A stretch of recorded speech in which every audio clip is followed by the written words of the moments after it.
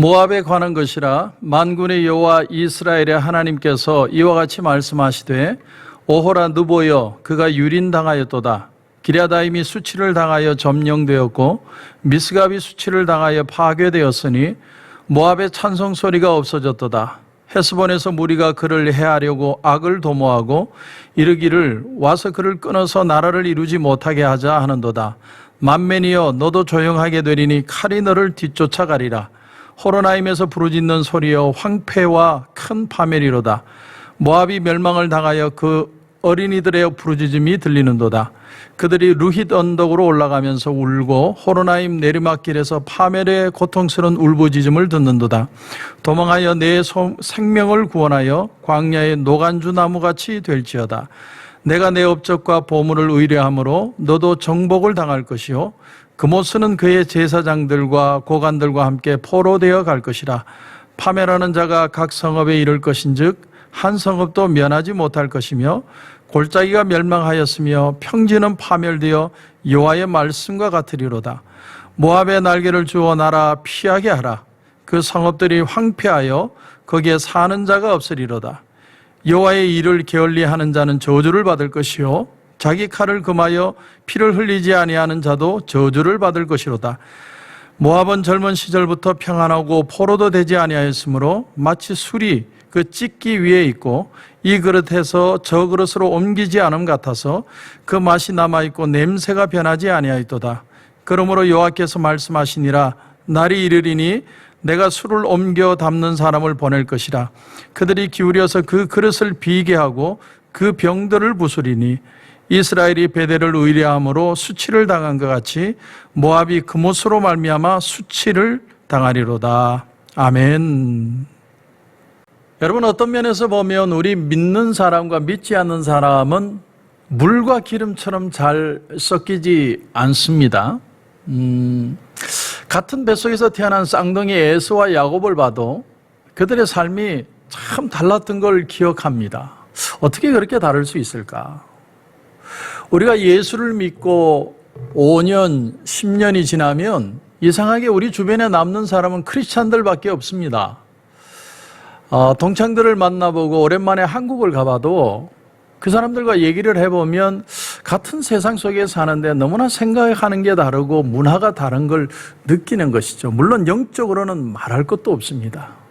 그래서 이제 우리는 물과 기름처럼 섞이기가 참 힘이 듭니다. 그런데 오늘 말씀에 놀라운 사실은 유다가 망할 때 그 주변 나라였던 모압도 같이 망하게 될 것이다. 이런 말씀입니다. 유다가 바벨론에 망하는 이유는 당연하죠. 그들이 하나님 앞에 우상을 믿는 죄를 짓고 그들이 회개치 않고 하나님 앞에 돌아오지 않기 때문에 하나님이 그들을 치시는 겁니다. 그런데 오늘 그 주변에 있던 블레셋이나 모압은 왜 망하게 되는 것인가? 그 이유는 그들이 유다와 가장 가까운 이웃에 있으면서도 그들을 통해, 유다 백성을 통해 말씀의 영향력을 받지 않았다는 이유만으로 그들도 지금 영향을 받는다는 것입니다. 참 이게 참 놀라운 사실이죠.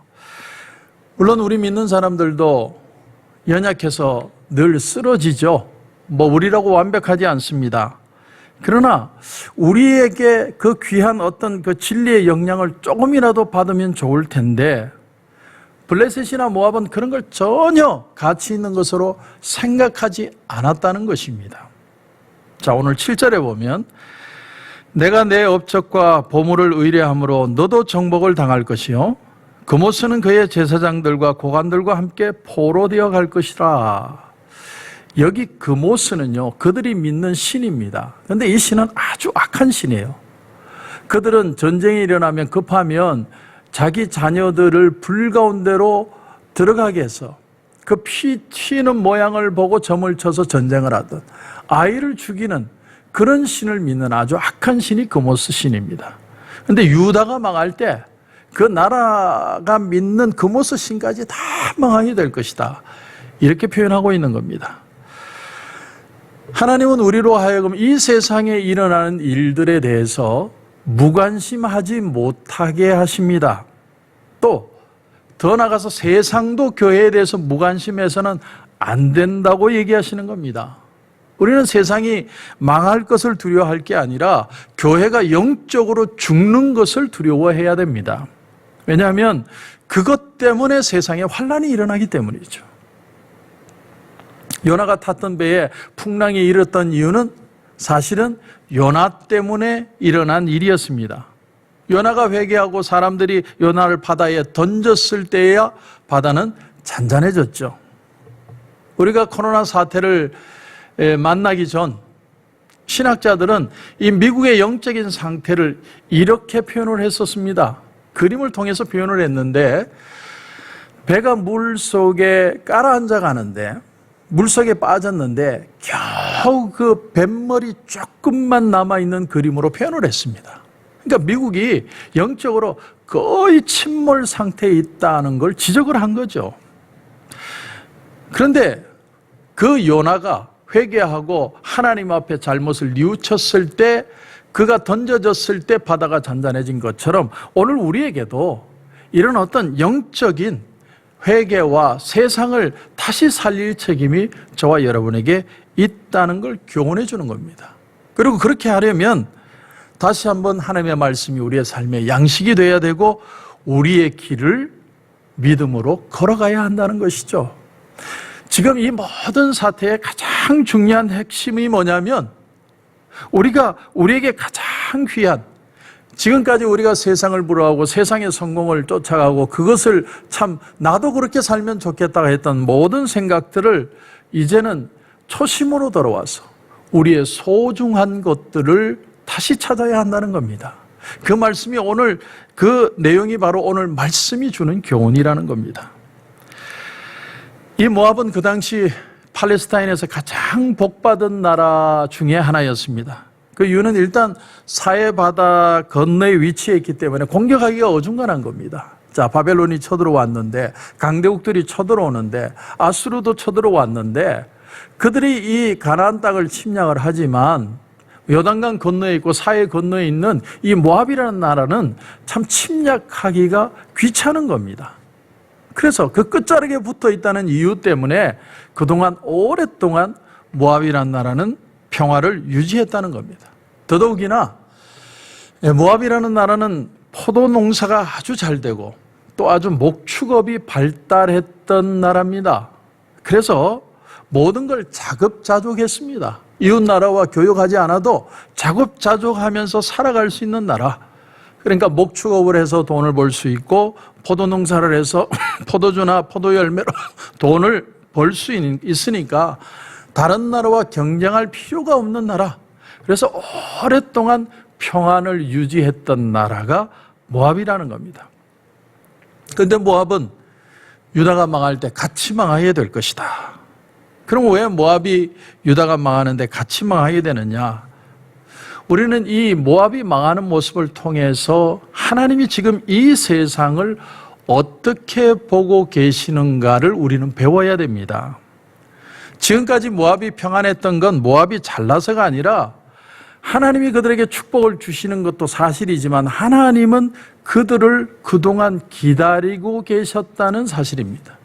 하나님은 믿는 자만 오랫동안 참고 기다려 주시는 게 아니라 안 믿는 사람들도 하나님은 기다려 주신다는 거예요. 이스라엘 백성들이 가나안 땅에 들어서 그 땅을 점령했을 때 많은 사람들이 거기에 대해서 시험에 든 경우가 많았습니다. 왜 하나님은 가만히 잘 살고 있는 가나안 족속을 이스라엘 백성들에게 축복의 땅으로 주신다는 빌미로 그들을 죽이고 빼앗고 그래서 가나안 땅을 점령하게 했는가? 그런 의미에서 본다면 하나님은 선한 하나님이 아니라 악한 하나님이 아니냐? 이건 누가 한 얘기냐면 제가 대학 다닐 때 저희 철학과 교수님이, 그분은 아버지가 목사님이었어요. 그런데 철학과 교수가 되고 나서 무신론자가 됐습니다. 그리고는 술자리에서 저에게 질문한 겁니다. 저는 그때 아무 말도 못했어요. 그런데 제가 지금 드릴 수 있는 말이 바로 이겁니다. 창세기 15장에 보면 하나님이 아브라함과 언약을 세우시는 장면이 나오는데 거기에 보면 이런 말씀이 나옵니다. 13절에 보면 내 자손이 이방에서 객이 되어서 애굽에서 400년 동안 괴롭힘을 당할 것이다. 그렇게 말씀을 하시면서 그 다음 16절에 보면 내 자손은 4대 만에 이 땅으로 돌아오리니, 이 땅은 어디입니까? 이 땅은 가나안 땅을 말하는 것이거든요. 다시 말하면 출애굽에서 가나안 땅을 차지하게 될 것이라는 말씀을 하는 거죠. 그런데 그 다음 구절을 보면 어떻게 되어 있냐면 이는 아모리 족속의 죄악이 아직 가득 차지 아니함이니라, 이렇게 표현을 해요. 그러니까 죄악이 가득 찰 때까지 하나님이 기다렸다는 거예요. 뭘 기다린 겁니까? 그들이 회개하고 돌아오기를 기다리셨다는 거예요. 그러니까 이스라엘 백성들이 애굽에 가서 400년 동안 노예가 되어 있는 동안 하나님은 참고 또 참으면서 가나안 족속들이 회개하고 하나님 앞에 돌아오기를 기다리셨다는 거예요. 그런데 그 400년 동안 그들은 더 악해지고 더 악랄해졌기에 하나님은 그 때가 되어서 그들을 심판하신 거라는 겁니다. 오늘 우리는 이 세상에서 왜 교회가 건강하게 유지되어야 하는지 그 이유를 우리는 잘 명심해야 됩니다. 물론 우리 주위에는 전혀 복음에 관심도 없고 자기 나름대로 이 세상에서 잘 먹고 잘 사는 사람들 참 많습니다. 그런데 그들이 유지되는 이유가 뭐냐면 그래도 하나님이 그들을 소망을 가지고 기다리고 계시기 때문에 그렇다라는 사실이에요. 이게 성경적인 시각입니다. 저는 갑자기 일본이 생각이 납니다. 일본. 여러분, 요즘은 대한민국과 그렇게 각을 세워서, 물론 정치적으로도 의도적으로 그렇게 각을 세우는 것도 있겠지만 그렇게 불편한 관계를 만드는데도 일본이 그동안 잘 살고 잘 지내왔던 이유 중에 하나는 어쩌면 하나님이 그들을 기다리고 계시는지도 모른다는 사실이에요. 우리가 복음을 전해야 될 이유가 바로 거기에 있다는 사실입니다. 하나님은 그런 안타까운 눈으로 우리 주변의 사람들을 보고 계신다는 사실이에요. 오늘 11절을 보면 모압은 젊은 시절부터 평안하고 포로도 되지 아니하였으므로 마치 술이 그 찢기 위에 있고 이 그릇에서 저 그릇으로 옮기지 않음 같아서 그 맛이 남아있고 냄새가 변하지 않았도다. 이 말씀을 이해하려면 술 담그는 법을 좀 여러분 아셔야 됩니다. 그 당시 포도주를 담글 때 포도를 짜서 큰 통에 이제 상당한 시간 발효를 합니다. 발효가 끝나고 나면 찌꺼기만 따로 모아서 또 딴 병에 모아 두었던 것 같아요. 근데 모압은 포도를 짜서 큰 통에 담아둔 그 채로 한 번도 찌꺼기를 빼낸 적이 없다라는 거예요. 그런 포도통 같다는 겁니다. 포도주를 담그면 어느 정도 시간이 지난 후에는 찌꺼기도 걷어내고 다른 것에다가 옮겨야 되는데 모압은 포도주만 담그기만 하고 짜지도 않고 옮기지도 않고 그냥 그대로 구석에 처박아둔 술과 같다라는 겁니다. 그다음 그 술 맛이 어떨까요? 언젠가 한번 어떤 분을 통해서 100년 된 술, 그 와인의 맛을 설명하는 걸 들은 적이 있어요. 그 100년 된 술 맛을 보니까 그 술 맛이 구릿구릿하더라, 이렇게 표현을 하시는데 저는 너무 비싼 술이라 뭐 맛도 못 봤지만은 그 술 맛이 뭐 그렇게 맛이 있겠습니까? 하나님이 모압을 한 번도 사용하지 않은 술로 비유하시는 이유가 뭐냐면 두 가지 의미가 있는 거예요. 하나는 모압이 그만큼 복을 받았다는 거예요. 하나님께서 그들로 하여금 한 번도 포로되거나 다른 나라의 위협이나 고통을 당하지 않도록 하나님이 그들을 지켜주셨다는 거예요. 경제적으로 그들의 삶 속에서 정치적으로도 안정적으로 잘 살 수 있도록 하나님이 만들어주셨다는 겁니다. 그러나 또 한 가지는 모압 사람들은 너무나 이기적이어서 하나님 주신 그 좋은 것들을 남을 위해 전혀 사용하지 않고 오랫동안 자기들만을 위해서 묵혀두었다는 거예요. 그래서 아주 독한 술처럼, 아주 썩어버린 그런 냄새나는 술처럼 돼버렸다는 겁니다. 그래서 오늘 12절에 보면 그러므로 여호와께서 말씀하시니라 날이 이르리니 내가 술을 옮겨 담는 사람을 보낼 것이라 그들이 기울여서 그 그릇을 비게 하고 그 병들을 부술 것이다. 그러니까 하나님이 그들도 철저하게 멸망을 시킬 것을 얘기합니다. 그들이 하나님 앞에 돌아오지 않을 때 철저하게 멸망될 것을 하나님이 경고하시는 것이죠. 성경에 보면 모압 사람이었는데 하나님께로 돌아왔던 한 사람을 소개해요. 그 사람이 누구냐면 바로 룻이죠. 룻. 엘레멜렉이라는 사람이 가나안 땅에 기근이 들어서 이스라엘 백성 가운데 살다가 기근이 드니까 그만 모압으로 이민을 가죠. 그 모압 땅으로 이민을 갔는데 그 땅에 살기 좋을 것으로 알고 정착을 했는데 자기 아들 둘이 죽고 자기도 죽고 그들의 삶은 아주 피폐해져서 그 아내에 대한 나오미와 두 며느리만 남았죠. 그때 이 엘리멜렉의 며느리 룻은 자기 땅에서 모압 땅에서 얼마든지 살 수 있어요. 아직 젊었고 남편이 일찍 죽었기에 재혼하면 얼마든지 잘 살 수 있는데도 그는 모압이라는 나라가 하나님의 은혜가 없는 도시라는 걸 깨닫고 자기 어머니 나라인 하나님을 믿는 나라로 옮겨오게 됩니다. 하나님은 그런 룻을 축복하셔서 다윗을 그의 손자가 되도록 만들어주시죠. 룻은 세상적인 행복은 다 포기했는데 하늘나라의 축복을 경험하게 된 것입니다. 그러므로 오늘 말씀을 정리해보면 교회에 하나님의 말씀이 살아있다는 게 얼마나 중요한지를 우리는 깨닫게 되는 겁니다. 말씀이 살아있고 그 말씀을 붙드는 성도들만 있으면 우리는 아직도 희망이 있는 거예요. 그리고 또 하나는 우리 주변에 우리는 이 하나님의 은혜를 나누어 줄 책임이 우리에게 있다는 겁니다. 지금 코로나 사태로 두려워하고 염려하고 걱정하고 어쩔 줄 몰라 하는 그 사람들에게 복음의 기쁨과 감격을 나누어 줄 사명이 우리에게 있다는 겁니다. 하나님이 우리만 기다리시는 게 아니라 믿지 않는 자들도 하나님께로 돌아오기를 기다리고 계시는 것이 하나님의 마음이라는 겁니다. 그래서 우리도 영적으로 다시 한번 회복되고 우리 주변의 많은 이웃들도 복음을 듣고 복음의 기쁨으로 돌아오는 그 축복과 회복이 넘치는 역사가 저와 여러분 가운데 일어나기를 주님의 이름으로 축원합니다. 기도드리겠습니다. 하나님 은혜를 감사합니다. 오늘 말씀을 통해서 하나님은 유다만 망하는 게 아니라 그 주변에 있던 모압이라는 나라도 망하게 될 것이라는 걸 말씀하셨습니다. 하나님은 우리만 기다리는 게 아니라 믿지 않는 자들도 기다리고 계시다는 걸 오늘 깨닫게 하심을 감사합니다.